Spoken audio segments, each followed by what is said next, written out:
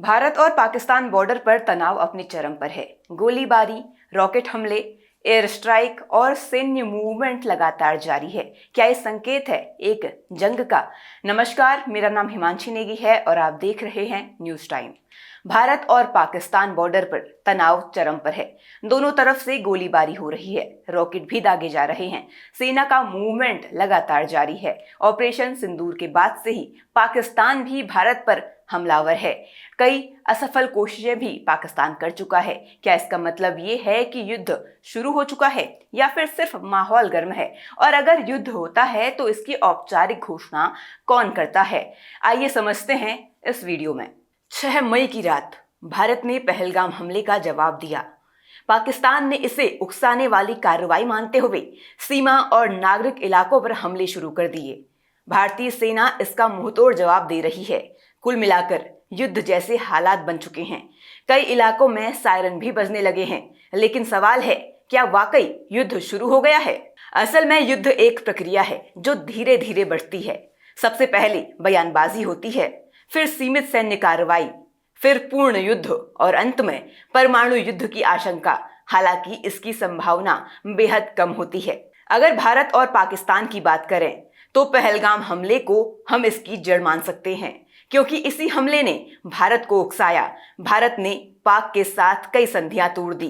दोनों देशों के बीच व्यापार बंद हो गए। भारत ने ऑपरेशन सिंदूर चलाया, पाक में 9 आतंकी ठिकाने ध्वस्त कर दिए। इसके बाद पाक ने भारत के सैन्य ठिकानों को निशाना बनाया। ये लिमिटेड मिलिट्री एक्शन कहलाता है। इसमें सिर्फ सैन्य ठिकानों को निशाना बनाया जाता है। इसके बाद आता है फुल स्केल वॉर, यानी पूर्ण युद्ध, खुली जंग। इसमें लड़ाई देश की सीमाओं तक सीमित न रहकर पूरे देश में कहीं भी कभी भी हो सकती है। दुश्मन कभी भी कहीं भी अचानक हमले कर सकता है।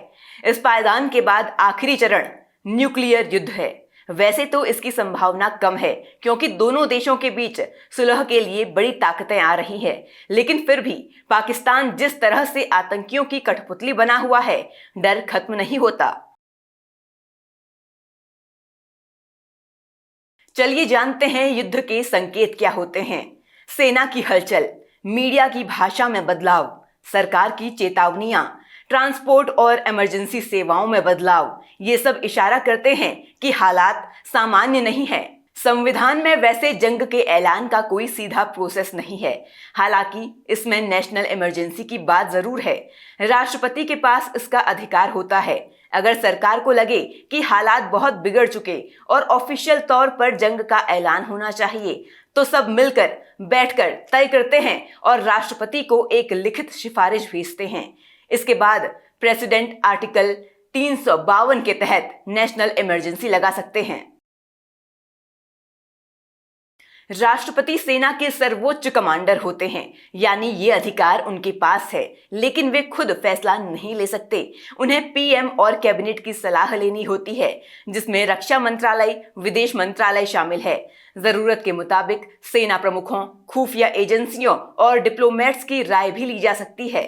संसद डिफेंस बजट को मंजूरी देता है। देश ने अब तक जितनी भी जंग लड़ी, कभी इसकी औपचारिक घोषणा नहीं की। भारत पाकिस्तान के बीच पहली जंग कश्मीर को लेकर हुई, जब पाक के कबीलाई लड़ाके और सैनिक जम्मू कश्मीर में घुस आए। उस वक्त भारत ने कश्मीर की मदद की, लेकिन दोनों में से किसी देश ने अपने यहाँ लड़ाई का ऐलान नहीं किया, बस लड़ाई शुरू कर दी। 60 के दशक में भारत चीन लड़ाई में भी ऐसा ही हुआ।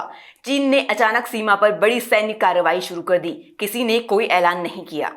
साल 1965 का भारत पाकिस्तान युद्ध हल्के तरीके से शुरू हुआ, लेकिन फिर बढ़ने लगा। इस बार भी किसी तरह से युद्ध की कोई औपचारिक घोषणा नहीं हुई थी। साल 1971 भारत पाकिस्तान जंग बांग्लादेश को लेकर हुई।